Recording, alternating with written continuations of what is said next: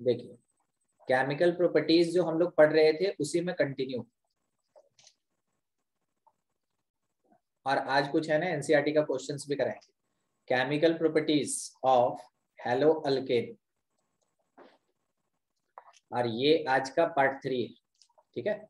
देखिए इसमें आज हम लोग देखेंगे types and application of elimination reaction, of elimination reaction. तो क्या यहाँ पे हम लोग एलिमिनेशन रिएक्शन पढ़ेंगे? नहीं, हम लोग यहाँ पे हेलो अल्केन का एलिमिनेशन रिएक्शन वाला प्रॉपर्टीज पढ़ेंगे, ठीक है, जिसमें केवल और केवल क्या होगा? एलिमिनेशन रिएक्शन होगा। उस बात को अभी हम लोग डिस्कस करेंगे। ये अपने पास फर्स्ट, इसमें पहला चीज ये है, मान लीजिए जैसे CH3 और इसके साथ एक CH2 और यहाँ पे एक Cl लगा। बाय द वे इसको आप रिएक्शन कराते हैं, आपको याद होगा शायद हम लोग एलिमिनेशन में ये पढ़े थे, अल्कोहलिक KOH। तो अल्कोहलिक KOH से जब रिएक्शन करिएगा तो वैसे केस में 1 मोल H और Cl का लॉस होगा। नेगेटिव मतलब क्या? लॉस होगा। तो एक Cl गया तो Cl हमेशा जाता है कौन से पोजीशन से? अल्फा पोजीशन से। Cl किसी भी कार्बन से जाएगा, उस कार्बन को आप टैग करेंगे अल्फा कार्बन, और जस्ट उसके बाद उसका जो नेबरहुड में रहेगा उसको हम लोग क्या बोलेंगे? Beta carbon. तो इसका मतलब ये हो गया कि जब कभी भी KOH अल्कोहलिक के प्रेजेंस में अगर एलिमिनेशन रिएक्शन होता है, तो वैसे केस में अल्फा पोजीशन से क्लोरीन का लॉस होता है और बीटा पोजीशन से हमेशा हाइड्रोजन का लॉस होता है। तो एक हाइड्रोजन हटाते हैं और एक क्लोरीन हटाते हैं, तो क्या आ जाएगा? C डबल बॉन्ड C, ऐसा आ जाएगा। मॉलिक्यूल में क्या मिलेगा? CH2 double bond CH2। By product में कौन बाहर निकल गया? HCl। या तो आप देख रहे हैं HCl का लॉस हो रहा है। तो इस पूरे रिएक्शन में ये ध्यान रखना है कि इसको बोला जाता है बीटा एलिमिनेशन। इसको हम लोग क्या बोलते हैं? Beta elimination. क्योंकि जो लीविंग एजेंट है वो तो एक पोजीशन से निकलेगा ही। अब उस लीविंग एजेंट को सेटिस्फाई करने वाला जो हाइड्रोजन है वो कौन से पोजीशन से निकलता है? बीटा। इस कारण से इसको बीटा एलिमिनेशन भी कहते हैं, ठीक है। तो बीटा एलिमिनेशन में हम लोग ये जानते हैं कि hydrogen from neighbourhood carbon,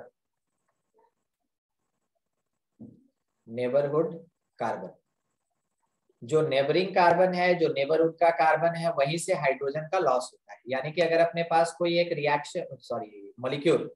molecule ऐसा है कि यहाँ पे एक H है, इस प्लेस पे एक CH3 है, और लेफ्ट साइड में भी अपने पास क्या है? एक CH3।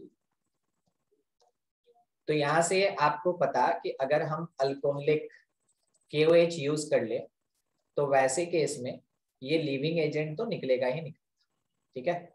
ये निकलेगा अपना बॉन्ड लेके, तो एक इंटरमीडिएट हम लोग को मिलेगा C और C, इसके साथ यहाँ पे CH, इस प्लेस पे भी CH, यहाँ पे भी एक H है, यहाँ पे प्लस आ जाएगा, हाइड्रोजन रहेगा। देख लीजिए कि जहां से क्लोरीन हटाए हैं उस प्लेस पे प्लस लगा दिए, ऐसा हो जाएगा। अब इसमें से हाइड्रोजन अगर निकलना है तो बोलिए लेफ्ट वाले कार्बन से कि राइट वाले कार्बन से? कहां से निकलेगा हाइड्रोजन? कहीं से भी निकल सकते हैं। कहीं से भी निकल सकता है। हाँ सर, कहीं से भी निकल सकते हैं। क्योंकि ये अल्फा है तो ये भी बीटा और ये भी बीटा ही है। तो किसी भी एक साइड से आप क्या कर सकते हैं? हाइड्रोजन का लॉस करा सकते हैं। हाइड्रोजन जब जाएगा तो वो बॉन्ड लेके जाएगा कि देके जाएगा?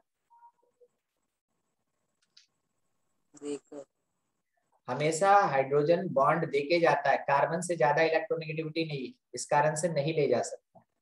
कौन बॉन्ड लेके जाएगा? जिसका इलेक्ट्रोनेगेटिविटी कार्बन से ज्यादा होगा वो बॉन्ड लेके जाएगा, और कौन बॉन्ड देके जाएगा? जिसका इलेक्ट्रोनेगेटिविटी कार्बन से कम होगा वो बॉन्ड देके जाएगा।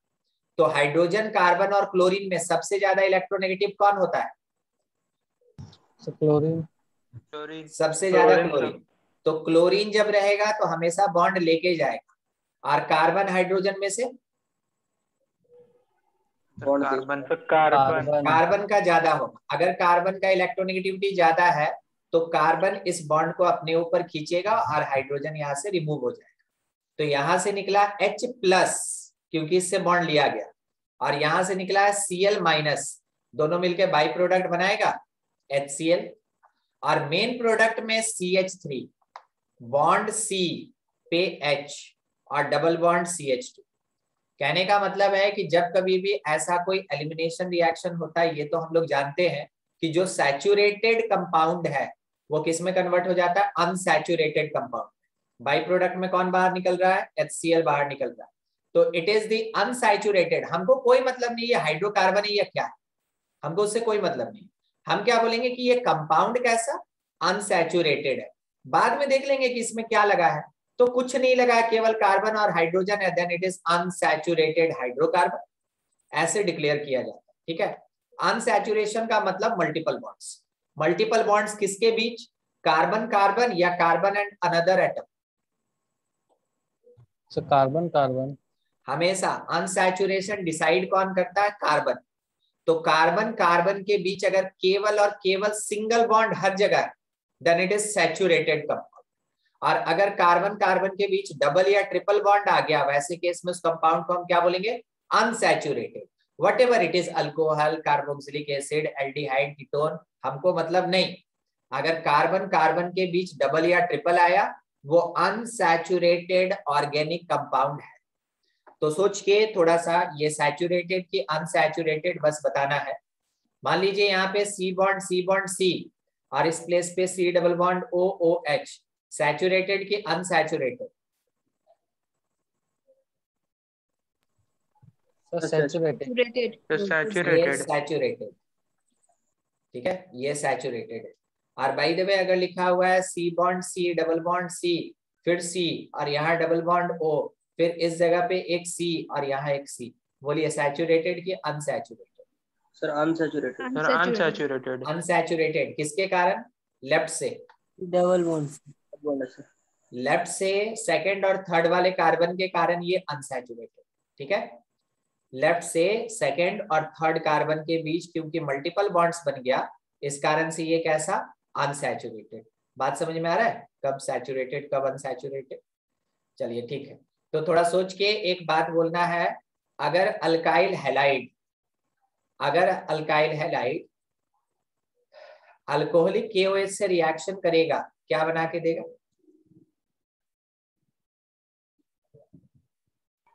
अल्कीन। अल्कीन। क्या बना के देगा, हमेशा अल्कीन बना के देगा। ठीक है, पूरे कन्वर्जन में यही सब काम आता है और याद करने का भी यही तरीका होता है। ठीक है, ध्यान रखिएगा इसका। चलिए अगला, अगला अपने पास है कि अगर हम लोग सेटजेफ रूल पढ़े थे क्या, सेटजेफ सेटजेफ यस सर, सेटजेफ। हाँ सेटजेफ, ये H है।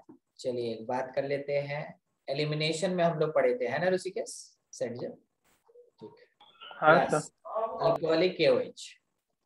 इसका दो पॉसिबल प्रोडक्ट, ध्यान रखिएगा, इसका दो पॉसिबल प्रोडक्ट, एक है CH3 single bond C double bond C CH3, यहाँ पे एक H लगा, ऊपर एक H लगा। इसका एक और possible product, due to loss of HCl, due to loss of HCl, ये ऐसे बना। लॉस मतलब ऐसा नहीं कि हवा में गायब हो जाएगा, वैसे HCl का फेज क्या होता है, लिक्विड होता है कि गैस होता है, HCl लिक्विड होता है। लिक्विड होता है। क्या हाईली वोलेटाइल होता है, हाँ सर, बहुत ज्यादा वोलेटाइल। ये कैसा होता है, लिक्विड, यानी थोड़ा सा टेम्परेचर मिलेगा तो ये किसमें कन्वर्ट हो जाएगा, गैस। ठीक है, तो इसका फ्यूम भी यूज किया जाता है या इसका फ्यूम भी फॉर्म होता है। अगर एक्सोथर्मिक रिएक्शन में इसका प्रोडक्शन हो रहा है तो ये फ्यूम के फॉर्म में निकलता है। फ्यूम समझते हैं, वो गैसियस फॉर्म। ठीक है, वो उस टाइप से निकलता है। और बाय द वे अगर ये एंडोथर्मिक रिएक्शन या न्यूट्रल रिएक्शन में कभी यूज हुआ तो वैसे केस में ये लिक्विड फॉर्म में फॉर्म करता है। ठीक है, तो देखिए दो प्रोडक्ट है, एक प्रोडक्ट A है, एक प्रोडक्ट B है। आपको क्या लगता है कौन सा मेजर होगा, आपको क्या लगता है, जो लगता है बोल दीजिए, रीजन हम दे देंगे। A मेजर कि B major, sir B major. B major according to Saytzeff rule, according to Saytzeff rule more symmetrical, हम केवल ये नहीं बोले सिमेट्रिकल, हम बोले more symmetrical alkene is major product. More symmetrical alkene is major product due to elimination reaction. Due to elimination reaction. अगर elimination reaction होगा तो उसमें जो सबसे ज्यादा सिमेट्रिकल अल्कीन होगा वही क्या कहलाएगा? Major product. यानी कि इसका क्वांटिटी जो होगा ये मेजर होगा अपना, ये मेजर, इसका जो भी क्वांटिटी होगा, इसका जो भी प्रोडक्शन होगा, इसका जो भी अमाउंट होगा, that will be greater than 60%। ठीक है, उसी को मेजर कहते हैं। 50 से ज्यादा नहीं, हम लोग 60 से ज्यादा, 75 से ज्यादा, उसको मेजर कहते हैं। ठीक है, ऐसा। तो यहाँ पे देखिए जो डबल बॉन्ड है उसके लेफ्ट में भी आपको 2 कार्बन दिख रहा है, और जो डबल बॉन्ड है उसके राइट में भी आपको 2 कार्बन दिख रहा है। 2 और 2 equally distributed, then it is called symmetrical. ठीक है, और यहाँ पे अगर आप ए वाले में देखें तो डबल बॉन्ड के एक साइड 1 कार्बन है और एक साइड 3 कार्बन है, तो इट इज अनसिमेट्रिकल। ये अनसिमेट्रिकल अल्कीन है जिसके कारण ये माइनर प्रोडक्ट। ठीक है, और ये सिमेट्रिकल अल्कीन है इस कारण से ये मेजर है। ये सिमेट्रिकल अल्कीन है इस कारण से ये मेजर प्रोडक्ट कहलाए। समझ में आ रहा है? Yes, sir. मेरा स्क्रीन नहीं दिख रहा है क्या? सबको मेरा स्क्रीन नहीं दिख रहा है? दिख रहा है सर। दिख रहा सर। दिख रहा है। मिनाल, मिनाल का नेटवर्क खराब हो गया। सर वीडियो बोल रहा होगा। क्या बोल रहा है? वीडियो को तो दिख रहा है।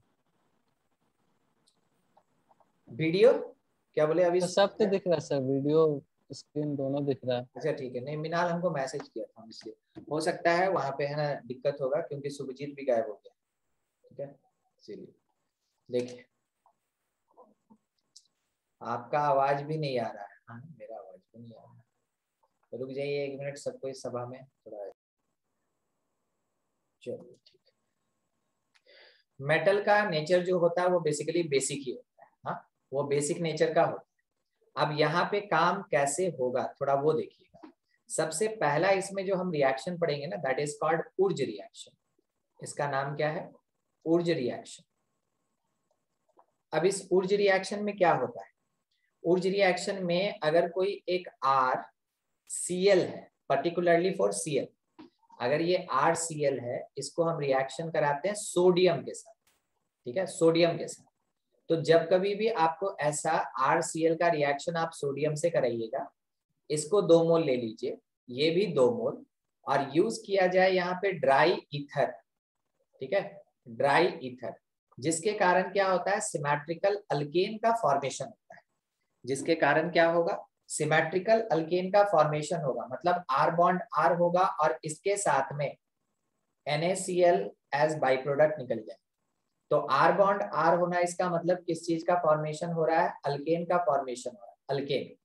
तो जब कभी भी अल्काइल हैलाइड या अल्काइल क्लोराइड सोडियम के साथ रिएक्शन करता है इन प्रेजेंस ऑफ ड्राई ईथर, तो वो हर बार अल्केन का फॉर्मेशन करता है, वो हर बार अल्केन का फॉर्मेशन करता है। और ये अल्केन भी कैसा होता है?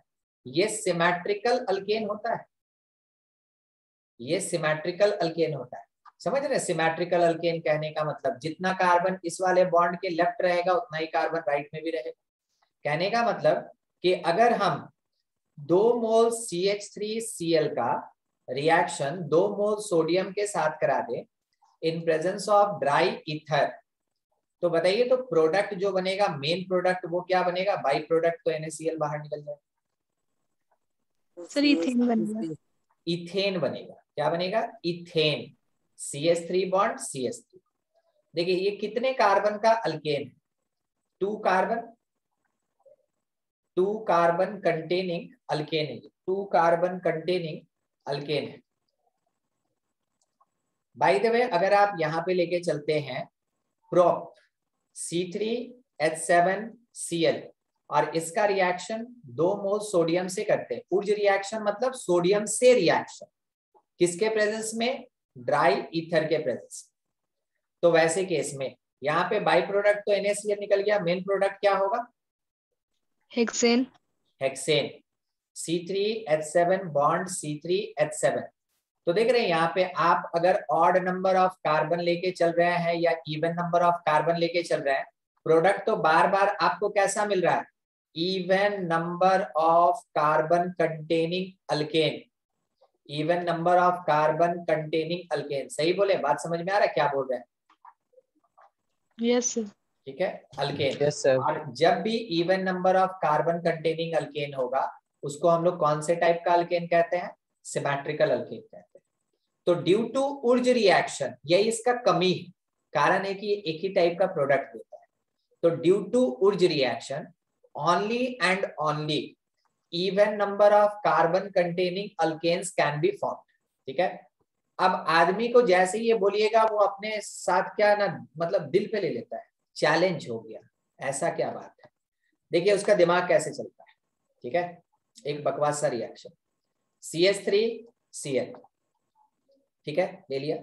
उसके बाद यहाँ पे सोडियम डाला, फिर बोला कि अच्छा एक है ना, इस बार क्या करते हैं यहाँ पे 2 लेते हैं, C2H5Cl। अब ये सोडियम क्या करेगा कि एक Cl लेगा और एक Cl लेगा और ये दोनों आपस में मिलकर प्रोडक्ट बनाएंगे। देखिए जनरल आदमी का दिमाग नहीं देखे। अब देखिए इसके साथ मॉलिक्यूल क्या खेल कर दिया। ठीक है, मॉलिक्यूल इसके साथ क्या खेल करेगा, मॉलिक्यूल यहां से निकालना स्टार्ट करेगा अपना प्रोडक्ट, CH3 सोचे थे क्या और क्या क्या मिलता है। दूसरा मॉलिक्यूल देगा C2H5 और मॉलिक्यूल किसी के साथ कभी बुरा नहीं करता। ठीक है, एज पर रिक्वायरमेंट वो ये भी देगा। तो क्या आदमी जीता? नहीं, पता वो मुश्किल में फंस के रह गया। यहां तो कम से कम एक प्योर अल्केन मिल भी रहा था। ठीक है, जाने दो सिमेट्रिकल है, मगर इस जगह पे क्या होगा ना, उसको मिक्सचर ऑफ अल्केन मिलेगा। अगर वो ऐसा कोई काम करने गया तो यहाँ पे उसको मिक्सचर ऑफ अल्केन्स मिलेगा। अब उसमें से ना तो उसके लिए इथेन किसी काम का रहेगा, ना ही उसके लिए ब्यूटेन किसी काम का रहेगा, और ना ही उसके लिए प्रोपेन किसी काम का रहेगा। तो क्या बना के कोई फायदा होगा? नहीं होगा। तो जब कभी भी odd number of carbon containing alkane का फॉर्मेशन उर्ज रिएक्शन से किया जाता है तो बार बार क्या होता है कि मिक्सचर ऑफ मल्टीपल अल्केन्स मिलता है, जिसका यूज इंडस्ट्रियल काम में नहीं कर सकते। इस कारण से Wurtz reaction, it is the limitation, Wurtz reaction does not used, Wurtz reaction does not used to form unsymmetrical मतलब odd number unsymmetrical alkanes। ठीक है, उर्ज रिएक्शन देखिए, tert alkyl halide does not goes through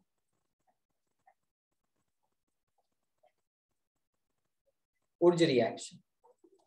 Urja reaction में कभी भी tert alkyl halide नहीं participate करता। ठीक है, ये इसमें पार्टिसिपेट ही नहीं करता। कारण क्या होता है ना, रिपल्सन बहुत स्ट्रांग होता है। देखिएगा, मान लीजिए यहाँ पे C है, ऊपर एक CH3 लगा, लेफ्ट में एक CH3 लगा, यहाँ पे एक CH3 लगा, यहाँ एक Cl।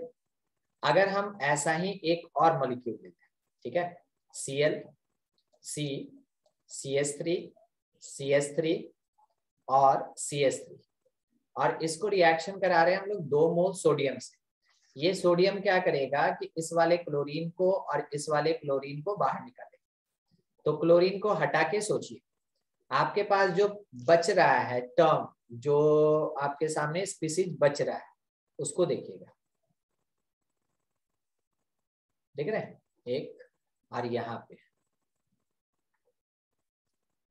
गलत हो गया, क्लोरीन हाँ, हटा के ना हम लोग को देखना है, हम लोग को हटा के देखना है। देखिए ऐसा, इन दोनों का इलेक्ट्रॉन क्लाउड ज्यादा है, जब ये कनेक्ट होने आएगा तो एक दूसरे को रिपेल करेगा। देखिए, यस सर, यस सर। ये काफी ज्यादा हैवी है, इलेक्ट्रॉन क्लाउड पूरा 3 डायमेंशनल में एकदम फैला हुआ है। तो जब ये एक दूसरे को अप्रोच करेगा, क्योंकि अब तो कार्बन और कार्बन इसी को बॉन्ड बनाना है, तो ये जब बॉन्ड बनाने जाएगा तो क्या होगा, एक दूसरे को रिपेल करेगा, एक दूसरे को रिपेल करेगा। और रिपल्सन होने के कारण ये जो C बॉन्ड C ऐसा बनेगा, देख रहे कितना लंबा सा बॉन्ड बना है। जनरल तौर पे हम लोग इतना लंबा बॉन्ड नहीं देते, और इतना लंबा बॉन्ड होना इसका मतलब है कि ये बहुत ज्यादा अनस्टेबल। अनस्टेबल होने का मतलब क्या होगा कि ये बॉन्ड आराम से ब्रेक कर जाएगा, ठीक है। बॉन्ड ब्रेक इजीली, यहाँ पे बॉन्ड ब्रेक इजीली। अगर ये इजीली ब्रेक कर जाएगा तो वैसे केस में क्या ये कंपाउंड एग्जिस्ट कर पाएगा? नहीं, ये बनेगा टूटेगा, बनेगा टूटेगा, बनेगा टूटेगा। तो क्या हम बोलेंगे, क्या कंपाउंड या प्रोडक्ट एग्जिस्ट कर रहा है? नहीं एग्जिस्ट करेगा, ठीक है। तो इस कारण से हम लोग टॉर्ट अल्काइल हैलाइड को कभी भी ऊर्ज रिएक्शन के रिएक्शन में पार्टिसिपेट नहीं करवाते हैं, वो रिएक्शन करेगा ही नहीं। उसके पीछे कारण यही, यहाँ पे वेरी लार्ज या वेरी स्ट्रॉन्ग रिपल्सन है, very strong repulsion, very strong repulsion, ठीक है। इस कारण से इसका फॉर्मेशन नहीं करेगा। किसी को दिक्कत है इस लाइन को समझने में, अभी जो बोला गया? नहीं, ठीक। चलिए अगला, ये था सोडियम के साथ रिएक्शन। नेक्स्ट अपने पास रिएक्शन विथ मेटल में मैग्नीशियम के साथ रिएक्शन करेगा। रिएक्शन विथ मैग्नीशियम, कौन रिएक्शन करने जा रहा है? Alkyl halide, reaction with magnesium. मान लीजिए जैसे ये R बॉन्ड Cl है और ये सिंपल जाएगा मैग्नीशियम से रिएक्शन करने। मैग्नीशियम से रिएक्शन करने जा रहा है और यहाँ पे भी हम लोग एजेंट की तरह किसको यूज किए? ईथर को। जैसे ईथर को यूज करेंगे, देखिए क्या R बॉन्डेड हो जाएगा Mg से, बॉन्डेड हो जाएगा Cl से। ये क्या है पता है? It is Grignard reagent. ये ग्रिग्नार्ड रीएजेंट है, और जो ग्रिग्नार्ड रीएजेंट होता है ना, ये अल्कोहल के मेथड ऑफ प्रिपरेशन में भी यूज होता है। ये aldehyde, ketone, carboxylic, cyanide, amine सब के मेथड ऑफ प्रिपरेशन में यूज होता है। ग्रिग्नार्ड रीएजेंट जनरल तौर पे कहा जाता है RMgX, ठीक है, RMgX यानी अल्काइल मैग्नीशियम हैलाइड, ठीक है, अल्काइल मैग्नीशियम हैलाइड। ये ऐसा नेचर रखता है, तो ये बहुत बहुत बहुत काम का एजेंट होता है, रिएजेंट होता है, और बहुत सारे रिएक्शन में यूज होता है, ठीक है। आपको इसका है ना पूरा का पूरा एक चार्ट भेजा जाएगा, वैसे है ना हम बताएंगे, क्योंकि इससे क्वेश्चन भी है ना अच्छा खासा पूछा जाता है कि प्रोड्यूस, मान लीजिए बोला गया आपसे ब्यूटेनॉल यूजिंग ग्रिग्नार्ड रिएजेंट, तो आपको देखना होगा कि ब्यूटेनॉल कहने का मतलब अल्कोहल का प्रिपरेशन करना है किससे? Grignard reagent. तो ग्रिग्नार्ड रिएजेंट RMgX को कहते हैं। जैसा आप RCl अगर ले लिए तो यहाँ पे क्या बनेगा? RMgCl। अब ये प्रोसेस होता कैसे, थोड़ा सा हम आपको समझा दे रहे हैं। इसका ना ऐसा नहीं है कि आपसे मैकेनिज्म पूरा पूछेगा। देखिए R का मतलब हो गया कि यहाँ पे समथिंग कार्बन कंटेनिंग कोई अल्काइल है, और यहाँ पे मैग्नीशियम। सबसे पहला काम आपको ये तो पता है ना कि मैग्नीशियम के आउटर में 2 इलेक्ट्रॉन होता है, मालूम है? Yes sir. Yes sir. तो यहाँ पे सोचिए CH3 में से ये Cl क्या करता है? इलेक्ट्रॉन खींच लिया, खींच रहा है ना, जिसके कारण इस कार्बन के पास इलेक्ट्रॉन का कमी हो जाता है, और इलेक्ट्रॉन का कमी होने के कारण ये हिट करता है, या कहें तो इसको अपने पास खींचता है, जिसके कारण कि कार्बन का 4 बॉन्ड तो है ही, कार्बन का 4 बॉन्ड है Cl के साथ, और ये क्या करता है कि एक बॉन्ड यहाँ पे भी बना लेता है, किसके साथ? मैग्नीशियम के साथ। तो मैग्नीशियम अगर अपना 1 इलेक्ट्रॉन दिया तो मैग्नीशियम पे प्लस चार्ज आता है, प्लस चार्ज, पार्शियल पॉजिटिव, और 1 इलेक्ट्रॉन अभी भी इसके पास, और कार्बन पे कैसा आ जाता है? Minus delta. अब क्लोरीन जो है वो क्लोरीन पे ये मैग्नीशियम हिट कर जाता है, कारण है कि इसके पास बहुत ज्यादा इलेक्ट्रॉन है और इसके पास इलेक्ट्रॉन का कमी है, जिसके कारण क्या हुआ? ये बॉन्ड टूट गया, लेके कौन चला गया? क्लोरीन। ये बॉन्ड टूट गया, लेके कौन चला गया? क्लोरीन, जिसके कारण C, देखते चलिएगा, जैसे आपको पूरा फिगर दिख रहा है वहीं पे बॉन्ड ब्रेक करके दिखाएंगे। अगर आपको उसमें नहीं पता चला कि कौन सा बॉन्ड क्यों टूटा, आप मेरे से पूछ लीजिए। देखिए, क्या आपको CH3Mg Cl दिखा? C और Cl के बीच में Mg बैठा हुआ दिखा? ऐसा कुछ CH3Mg Cl। सर वीडियो रुक गया। सब वीडियो फिर रुक गया। वीडियो ही रुक गया और हम तो पूरा लिखे जा रहे, बोले भी जा रहे।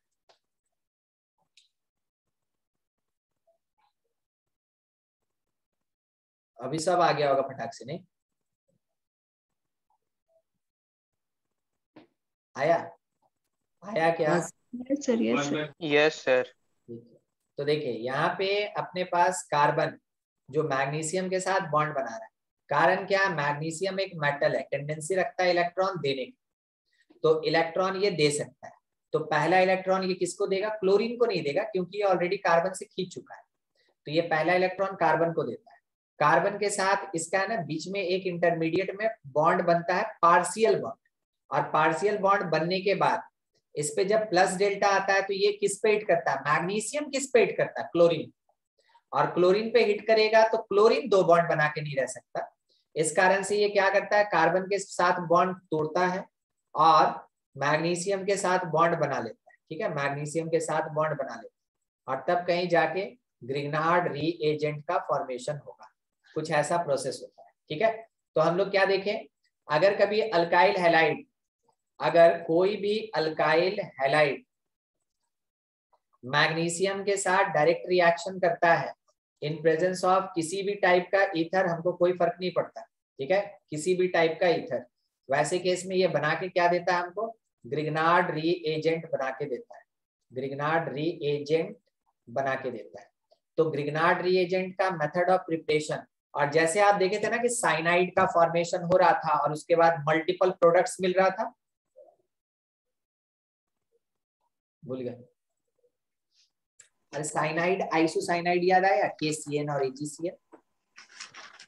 Yes sir. तो सबसे पहले अल्काइल हैलाइड से हम लोग साइनाइड बनाते थे, और साइनाइड बनने के बाद उसका अगर ऑक्सीडेशन कर दें, उसका रिडक्शन कर दें, तो मल्टीपल प्रोडक्ट्स मिलता था। एग्जैक्टली वैसे अल्काइल हैलाइड को मैग्नीशियम से रिएक्शन कराया जाता है, जाके ग्रिग्नार्ड रिएजेंट बनाया जाता है। ग्रिग्नार्ड रिएजेंट किसी भी टाइप का कोई प्रोडक्ट नहीं, और फिर इस ग्रिग्नार्ड रिएजेंट को फर्दर रिएक्शन कराया जाता है, तब कहीं जाके फॉर्मेशन होता है किस चीज का? कोई अल्कोहल बनाएगा, कोई एल्डिहाइड बनाएगा, कोई कीटोन बनाएगा, कोई कार्बोक्सिलिक बनाएगा, कुछ भी बनाएगा। ठीक है, ऐसा ऐसा होता है ये पूरा का पूरा रिएक्शन। अच्छा, इसी में आपको पता है अगर हम इस ग्रिग्नार्ड रिएजेंट को HCl के साथ रिएक्शन करा दे तो क्या बन जाएगा? देखिए ये ऐसे बनाएगा, देख लीजिए, रिएक्शन समझ में आया? ये जैसा है ग्रिग्नार्ड रिएजेंट, इसको HCl से रिएक्शन करा दिया, देखिए अल्केन बना के दे दिया। आवाज आ रहा है क्या? Yes sir. अल्केन बना दिया। अगर आप इसको H2O से रिएक्शन करा के देखिए, H2O से जैसे रिएक्शन कराइएगा ये फिर से HCl के प्रेजेंस में कुछ और प्रोडक्ट करेगा। अगर आप केवल इसको नेसेंट ऑक्सीजन दे दीजिएगा, ये कुछ और प्रोडक्ट बना देगा। नेसेंट ऑक्सीजन दे दीजिएगा, कंप्लीट नेसेंट ऑक्सीजन दे दीजिए, जिसको कंप्लीट ऑक्सीडेशन कहते हैं, ये क्या बना के दे देगा पता है? पूरा का पूरा carboxylic acid, HC double bond OOH ऐसे बना के दे देगा। अगर आप इसका पार्शियल ऑक्सीडेशन करते हैं, ये एल्डिहाइड बना के दे देगा। ठीक है, और जब कभी भी 2 डिग्री का कार्बन अगर रहेगा तो वो कीटोन बना के देगा। एल्डिहाइड और कीटोन एक ही टाइप का होता है। 1 डिग्री वाला क्या करता है? एल्डिहाइड देता है, और 2 डिग्री वाला क्या करता है? कीटोन प्रोवाइड करता है। तो यहां से ग्रिग्नार्ड रिएजेंट से बहुत सारा रिएक्शन हो सकता है, वो डिपेंड करता है कि आप कौन सा रिएजेंट यहाँ पे डालें। तो रिएजेंट के अकॉर्डिंग ये अल्कोहल बनाएगा, एल्डिहाइड बनाएगा, कीटोन बनाएगा, कार्बोक्सिलिक बनाएगा, अमाइन बनाएगा, साइनाइड बनाएगा। ठीक है, इन सब चीज का फॉर्मेशन करेगा। और एक छूट गया था, अल्केन भी बनाता है। ठीक है, तो आप ध्यान रखेंगे, ये हो गया अपने पास मैग्नीशियम। फिर से वाटर के साथ रिएक्ट करेगा तो क्या बनाएगा? वाटर के साथ रिएक्शन करता है तो अल्कोहल बनाता है। ठीक है, यस सर। तो बहुत सारा टाइप का ऐसा रिएक्शंस है जो कि हम लोग को है ना ग्रिग्नार्ड रिएजेंट के साथ रिएक्शन करा के और पता चलता है। ठीक है, आगे का चीज अगला देखिए। नेक्स्ट इसी में है कि अगर हम लोग रिएक्शन विथ लिथियम करा दे, रिएक्शन विथ लिथियम, तो लिथियम के साथ रिएक्शन अगर कराते हैं आराम से रिएक्शन हो जाएगा, कोई वैसा बड़ा बात नहीं है। RCl और वो Li के साथ रिएक्शन करेगा, ये यहाँ पे बना के आपको दे देगा LiR Li या LiR ऐसे बना के दे देगा। ठीक है, तो फिर उसके बाद Cl कहाँ गया, इसको 2 मोल लीजिए, एक LiCl अलग हो जाएगा। ठीक है, LiCl अलग हो जाएगा। अब इसमें आप एक चीज देखिएगा, रिएक्शन के साथ अब एक नाम लाने वाले हैं, +2 टाइम लिथियम। तो ये क्या करेगा कि CH3 के साथ लिथियम जुड़ेगा और उसके बाद LiCl बनाएगा। आपको यहाँ पे मेटल और कार्बन का बॉन्ड दिखा, bond between metal and carbon, carbon के साथ डायरेक्टली मेटल बॉन्डेड। इसके ऊपर देखिए, यहाँ पे भी आपको मेटल और कार्बन के बीच बॉन्ड दिखा। तो जो अपना RMgX होता है, इसमें भी क्या होता है, bond between metal and carbon, metal और कार्बन के बीच में यहाँ बॉन्ड बनता है। अगला आप इसके ऊपर बस यही तक ना, ये दो जगह पे आप क्या देख रहे हैं कि मेटल और कार्बन के बीच बॉन्ड बन रहा है।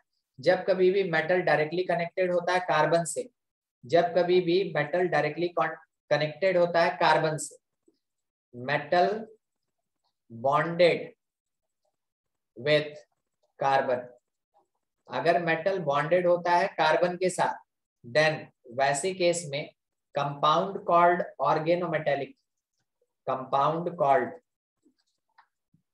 Organometallic compound, organometallic compound. ठीक है, उसको हम लोग ऑर्गेनोमेटेलिक कंपाउंड कहते हैं। किसको बोलते हैं ऑर्गेनोमेटेलिक कंपाउंड? कोई भी आवाज आ रहा है क्या? सर मेटल और कार्बन का डायरेक्ट बॉन्ड बना होगा तब सर मेटल दोनों का बॉन्ड बना होता है, वैसे कंपाउंड को ऑर्गेनोमेटेलिक। अगर हम लोग कार्बन और मेटल के बीच डायरेक्टली बॉन्ड देखते हैं, कार्बन और मेटल के बीच डायरेक्टली बॉन्ड देखते हैं, ठीक है, तो उसको हम लोग क्या कहते हैं, ऑर्गेनोमेटेलिक। ये क्या कहलाता है, ऑर्गेनोमेटेलिक, ये ऑर्गेनोमेटेलिक कहलाता है। Sir reaction with lithium repeat कर दीजिए ना, उस टाइम हम लीव हो गए थे सर, मेरा नेटवर्क इशू था। रिएक्शन विथ लिथियम में ना बहुत सिंपल सा होता है, क्योंकि लिथियम कैसा होता है, मोनोवैलेंट होता है ना रूही, लिथियम मोनोवैलेंट होता है ना, लिथियम एक इलेक्ट्रॉन लॉस करके और लिथियम आयन में कन्वर्ट होता है। यस सर, मोनोवैलेंट होने के कारण ये R के साथ डायरेक्टली जुड़ जाएगा और Cl जो है वो भी एक लिथियम के साथ अलग हो जाता है, बस सिंपल। तो हम क्या बता रहे थे कि लिथियम मोनोवैलेंट होने के साथ R और Cl को अलग कर देता है, और मैग्नीशियम मोनोवैलेंट नहीं डाईवैलेंट होने के कारण कार्बन और क्लोरीन दोनों के साथ बॉन्ड बना के एग्जिस्ट करता है। यही इसका स्पेशल बात है ग्रिग्नार्ड रिएजेंट, समझे, लिथियम वाला। और रिएक्शन को किसी भी चीज का ना कोई रिक्वायरमेंट नहीं होता, आप डायरेक्ट उसको है ना ये कर सकते हैं कि ये क्या करेगा कि लिथियम जो है अल्काइल के साथ जुड़ेगा और लिथियम जो है क्लोरीन के साथ जुड़ेगा, और जब कभी भी कार्बन और मेटल के बीच में डायरेक्ट बॉन्ड बनेगा उसको क्या बोलेंगे, ऑर्गेनोमेटेलिक। एक और एक रिएक्शन काफी अच्छा है जो क्वेश्चन पूछा जाता है डायरेक्ट, देखिएगा क्वेश्चन है C2H5Br, समझ रहे हैं, Br के आने का मतलब हो गया कि कोई ऐसा एक मेटल आएगा जो किससे बिलोंग करता है, डी ब्लॉक से बिलोंग करता है। ठीक है, तो उसके बाद यहाँ पे दिया हुआ है क्या, वो सुन लीजिए, C2H5 इस प्लेस पे A लिखा है, ठीक है, Pb, और बाकी बाई प्रोडक्ट में जो है सो दिया है प्लस Pb। आपसे पूछा कि वैल्यू ऑफ A कितना, वैल्यू ऑफ A कितना, लेड को जानते हैं, Pb मतलब लेड होता है, यस सर, यस सर, और लेड का वैलेंसी आपको पता है, जनरल तौर पे इसका वैलेंसी कितना होगा? 4 होगा सर। Four. 3 होना। 4 लेड है ना? यस सर 4 कार्बन का। PbO2 नाम तो सुने ही हो, है ना? एक ऑक्सीजन मतलब -2, 2 ऑक्सीजन का मतलब क्या हो गया? -4, तो उसको बैलेंस करता है +4। अब जैसे ये +4 आ गया, और बताइए कि इथाइल का चार्ज क्या होता है? इथाइल का चार्ज 1। अरे अल्काइल का हमेशा चार्ज 1 यूनिट होता है, नहीं पता? अल्काइल का चार्ज 1 यूनिट होता है, तो पता ही नहीं चलता कब साउंड आया कब। मान लीजिए ऐसा है, अगर किसी कारण से ये क्लोरीन इस बॉन्ड को लेके चला गया तो CH3 के ऊपर प्लस आएगा ना, यस सर। Cl पे माइनस। तो अल्काइल हमेशा क्या होता है? मोनोवैलेंट होता है। अल्काइल ऑलवेज ऑलवेज, आजकल का बात नहीं, always, alkyl always contain 1 unit charge, 1 unit charge. अब वो डिपेंड करता है प्लस रखेगा कि माइनस रखेगा, मगर जो भी रखेगा एक ही यूनिट रखेगा, एक से ज्यादा कभी नहीं रखता। अगर अल्काइल है तो वो हमेशा 1 यूनिट का चार्ज रखेगा। दूसरे लैंग्वेज में अगर बात करें तो बोल सकते हैं अल्काइल्स आर मोनोवैलेंट। अल्काइल्स कैसा होता है? मोनोवैलेंट होता है, ठीक है, मोनोवैलेंट होता है। और अल्काइल अगर मेरा मोनोवैलेंट है तो इसका मतलब है कि जब वो लेड के साथ जुड़ेगा जिसका चार्ज 4 है, तो वैसे केस में ए का वैल्यू क्या आएगा? 4 आएगा। 4 आएगा। 4 यूनिट नहीं समझे ये Pb, और मान लीजिए यहाँ x है, तो अगर Pb पे +4 का चार्ज है तो x को 4 यूनिट लेना पड़ेगा ना? Yes sir. Yes sir. क्योंकि वो मोनोवैलेंट है तो वो +4 के ऑक्सीडेशन स्टेट को कैसे फुलफिल करेगा? 4 यूनिट आएगा। तो A का वैल्यू कितना होगा? 4। देखिए यहाँ पे ये क्या है पता है? Pb/Na। देखिए दोनों मेटल है ना, यस यस ये अलोय है। अलोय मतलब समझते हैं? यस हाँ sir. Yes sir. It is homogeneous mixture of multiple metals. Alloy का मतलब क्या होता है? Homogeneous mixture of multiple metals. Multiple मतलब कितना? कम से कम 2। आप इसको ये भी कह सकते हैं, it is solid solution of 2 metals. कह सकते हैं solid solution of, solution chapter में पढ़े हो, ऑफ 2 मेटल्स। पढ़े हैं सॉल्यूशन चैप्टर? हाँ सर। उसमें Yes, सॉलिड sir. सॉल्यूशन पढ़े हैं? सर सॉल्यूशन का मतलब तो हमको समझ में आता है शरबत। पानी में चीनी घोल देते हैं उसको सॉल्यूशन कहते हैं, पानी में नमक डाल देते हैं उसको सॉल्यूशन कहते हैं। अच्छा, क्या आपको ये पता है कि Na और Hg का मिक्सचर क्या कहलाता है? Pb और Hg का, एमलगम। हाँ, कौन सा अमलगम? ये पहला अमलगम, दूसरा क्या है?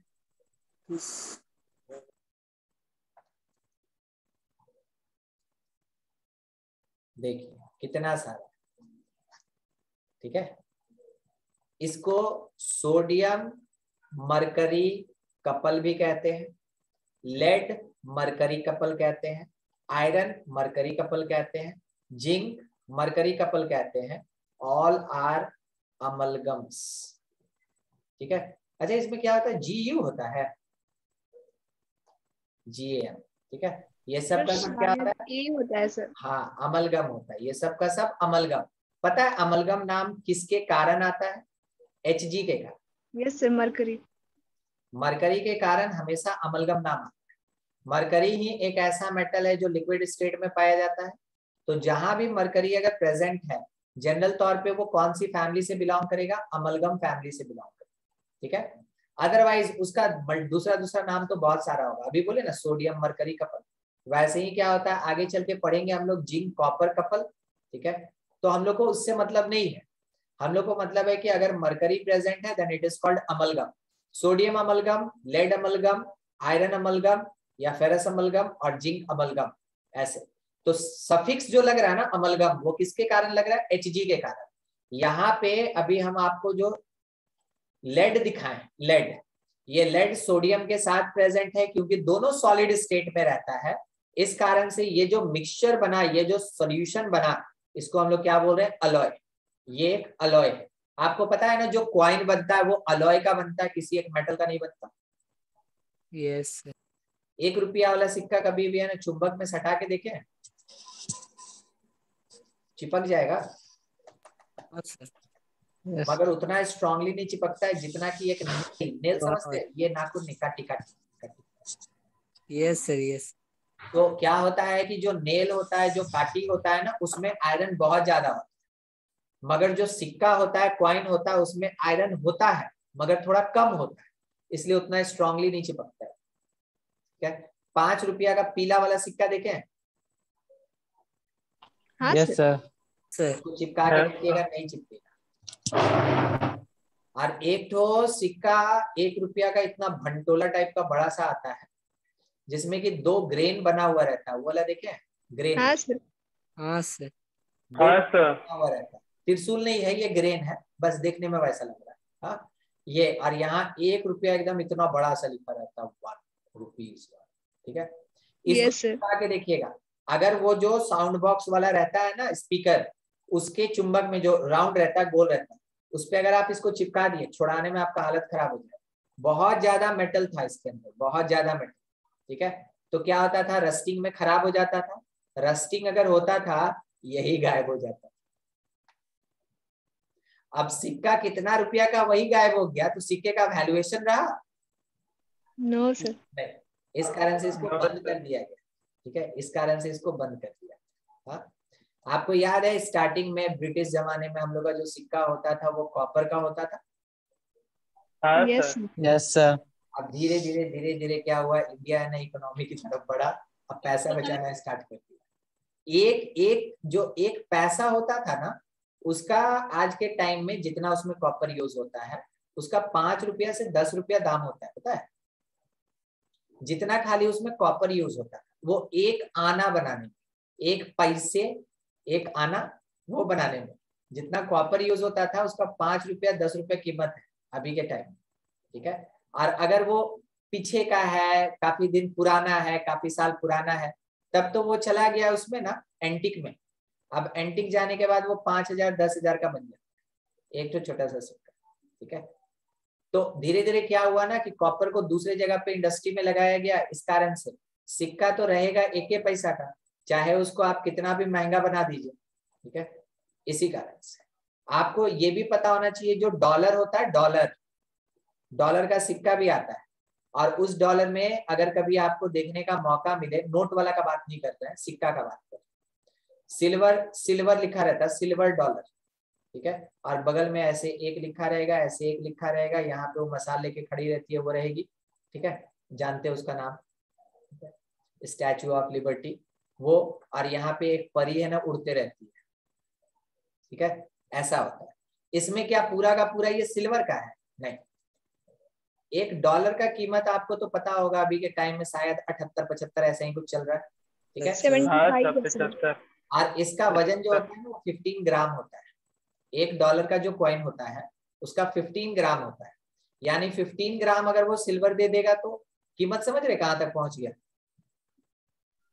अभी के टाइम में जो सिल्वर चल रहा है, सिल्वर का कीमत है 78,000 रुपए, ठीक है। 1 ग्राम 78, तो 15 ग्राम आप यहीं से वजन में निकाल दीजिए कि कितना होगा, ठीक है।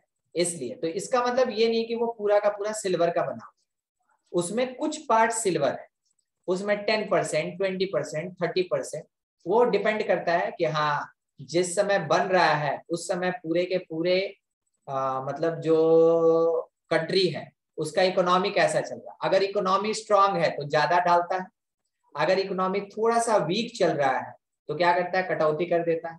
क्योंकि इस ज्यादा सिल्वर वाले $1 का कीमत भी 78 रुपए, और कम सिल्वर वाले $1 का कीमत भी 78 रुपए। कारण है कि वहां कीमत डॉलर का है, वहां पे सिल्वर का कीमत नहीं, इस कारण से वो वैरी करता रहता है हमेशा। देखिए पहले 5 रुपए पीला पीला खूब आया, फिर उसके बाद है ना देखिएगा लोहा वाला आना स्टार्ट हो गया, समझ ही रहे हैं कहाँ पे क्या हुआ होगा। ठीक है, चलिए कोई बात नहीं, जाने दीजिए।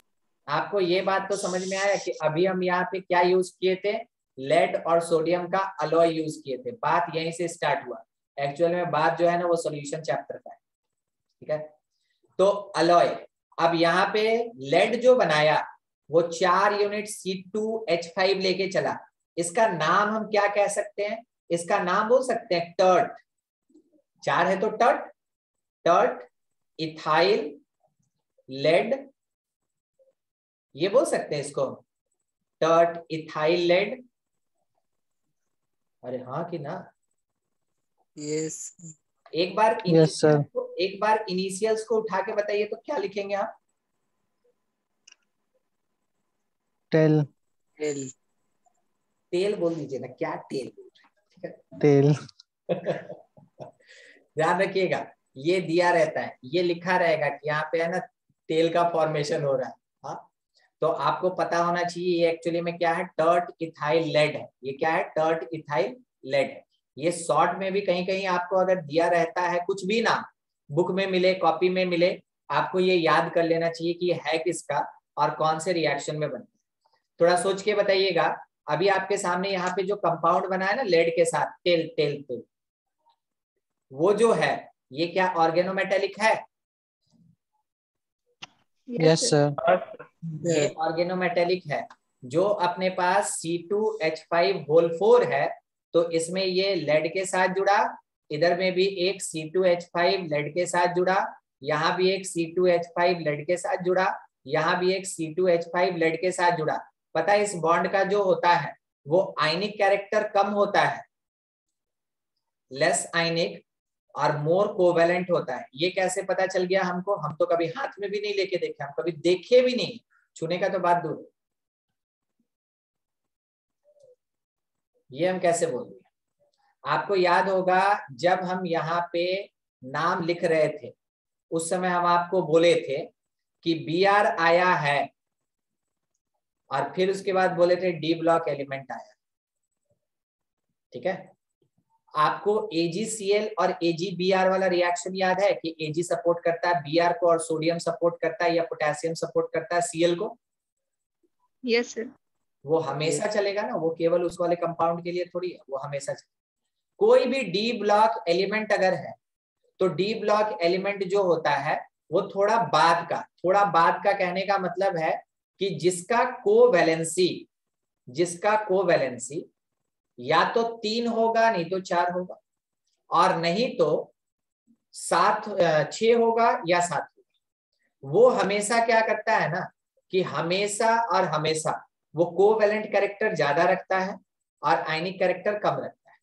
अब मान लीजिए हम स्कैंडियम का बात करें तो स्कैंडियम से आप क्या एक्सपेक्ट करते हैं? Atomic number 21, configuration is 1s2 2s2 2p6 3s2 3p6 फिर 4s2 3d1। बोलिए इससे क्या एक्सपेक्टेशन करते हैं? एक इलेक्ट्रॉन लूज करेगा और अपने आप को स्टेबल बनाएगा।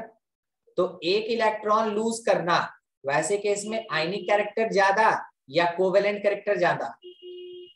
Sir ionic character. Ionic character. यही जो है ना आपका some properties of periodic elements.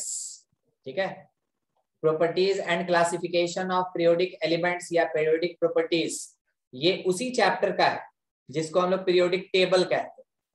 उसमें ना यही सब चीज है जो आपको बहुत काम देगा आगे चल के। आप डी ब्लॉक और एफ ब्लॉक भी तो आपका एक चैप्टर है 12th क्लास में, पी तो आप पढ़ रहे होंगे शायद कोई। ठीक है, जो ऑफलाइन में अगर जा रहा है तो, नहीं जा रहा है तो कोई बात। हाँ, वो तो जब आप डी और एफ ब्लॉक पढ़िएगा उस समय भी ये कैरेक्टर आपको बताया जाता है। और बेसिकली ये पूरा का पूरा किसका है? पीरियोडिक टेबल का। पीरियोडिक टेबल हो गया जो आपके इस वाले मेटल सब के नेचर को डिसाइड करता है। उसके बाद केमिकल बॉन्डिंग हो गया जिसके बेसिस पे ऑर्गेनिक चलता है। सम बेसिक कॉन्सेप्ट हो गया जिसके बेसिस पे पूरा फिजिकल चलता है। 3 चैप्टर बेसिक होता है, उस पर पूरा केमिस्ट्री काम करता रहता है। ठीक है, उसी पे पूरा केमिस्ट्री काम करता है। अच्छा, 12th क्लास में कोई भी ऐसा चैप्टर मिला जिसमें आपको एटॉमिक स्ट्रक्चर का जरूरत पड़ा? No sir. कोई। नो मगर आप हमको ये बताइए, क्या आपको पीरियोडिक प्रॉपर्टीज का जरूरत पड़ा? बार बार। केमिकल Yes, बॉन्डिंग का जरूरत पड़ा? और सॉल्यूशन में तो एकदम माला माल हो गए होंगे सम बेसिक कॉन्सेप्ट के साथ, नहीं? Yes sir. ठीक है, तो ये जो 3 चैप्टर होता है ना, इसको जितनी बार हो सके ना पढ़ते रहिए, पढ़ते रहिए। ठीक है, चाहे पढ़ लिए फिर भी पढ़ते रहिए। इसमें जितना ज्यादा ग्रिप होगा, किसी भी क्वेश्चन का, हायर लेवल का किसी भी क्वेश्चन का कॉज देने वाला ये 3 ही चैप्टर है। किसी भी चैप्टर का, किसी भी कॉन्सेप्ट का कॉज देने वाला ये 3 ही चैप्टर है। कि क्यों ऐसा होता है, तो क्यों एक्सेप्शनल नेचर होता है, तो क्यों, वो सब बताने वाला ये 3 चैप्टर होता है। तो जितना ज्यादा इसका रिवीजन रखिएगा ना, आपको हर जगह पे आसानी होगा, फिजिकल में, ऑर्गेनिक में, इनऑर्गेनिक में, हर जगह। ठीक है, तो लेड क्योंकि डी ब्लॉक एलिमेंट था और ये 4 वैलेंसी शो कर रहा है, इस कारण से इसका जो कोवेलेंट कैरेक्टर होगा वो ज्यादा हो गया और आयनिक कैरेक्टर थोड़ा कम। और यही ना आप पढ़े हैं, फैजन रूल पढ़े हैं? Yes yes sir. उसमें यही सब तो आपको बताया जाता है, आयनिक और कोवेलेंट कैरेक्टर। ठीक है, ठीक है, ये काम करेगा। ठीक है, तो ये था अपने पास ऑर्गेनोमेटेलिक कंपाउंड्स। बाकी मेटल वेटल के साथ रिएक्शन तो आप अभी देख लिए, RMgx का जो रिएक्शन होगा वो हम लोग देख लेंगे। अच्छा, एक छोटा सा और प्रॉपर्टी बच रहा है, क्यों छोड़ेंगे? आइसोमेराइजेशन मतलब क्या होता है? Process to form isomers. किसको कहते हैं isomers? So compounds So having same molecular formula formula but same different होगा। structures. Yes difference. अगर हम इसको हीट करते हैं लगभग 370 केल्विन पे, ठीक है, हीट किया गया और उसके साथ एनहाइड्रस AlCl3 लिया गया, तो क्या होता है ना कि क्लोरीन अपना प्लेस छोड़ के और दूसरा प्लेस ऑक्युपाई करता है। CH3C इस जगह पे CH3 हो जाएगा और एक Cl जुड़ जाएगा और यहाँ पे एक H। तो आप इसको कह सकते हैं ना कि ये 2 क्लोरो प्रोपेन है, नाम सही लिखे? Yes sir. और ये सिंपल 1 क्लोरो प्रोपेन है, 1 Normal लिखते हैं propane. अगर हम इसमें लिख Yes, दें। ठीक है, ये क्लोरो प्रोपेन है। तो क्या हुआ कि पोजीशन चेंज हो गया ना, और पोजीशन चेंज हो गया इसका मतलब है कि दोनों एक दूसरे का क्या है? आइसोमर्स। ध्यान से देखिए, मॉलिक्यूलर फार्मूला सेम होगा दोनों। ठीक है, तो the process to form isomers during the reaction due to application of any external factor is called isomerization। तो आइसोमेराइजेशन किसका? अल्काइल हैलाइड का आइसोमेराइजेशन। ठीक है, चलिए ये पूरा का पूरा है ना खत्म हो गया। नेक्स्ट क्लास में स्टार्ट करेंगे मेथड ऑफ प्रिपरेशन, किसके लिए? हेलोअरीन के। ठीक है, हेलोअरीन के आप लोग को एक हम फोटो भेज देंगे जिसमें पूरा समरी है मेथड ऑफ प्रिपरेशन, और उसके साथ में केमिकल प्रॉपर्टीज का एक पेज में पूरा समरी। उसको अच्छे से रिवाइज करके अगले क्लास में बैठिएगा, क्योंकि हेलोअरीन का बहुत सारा रिएक्शन जो है हेलोअल्केन के साथ कॉमन होता है। कुछ डिफरेंट होगा, कुछ कॉमन होगा, कुछ काफी स्ट्रांग होगा, बहुत बढ़िया बढ़िया रिएक्शन। ठीक है, तो नेक्स्ट क्लास में उसको करते हैं हम, मतलब श्रीवास्तव क्लासेस ऐप के चैट सेक्शन में उसका फोटो खींच के भेज देंगे, बस पढ़ लीजिएगा उसको। ठीक है सर यस सर। हाँ बोलिए। सर बोल रहे थे कि DBP का क्वेश्चन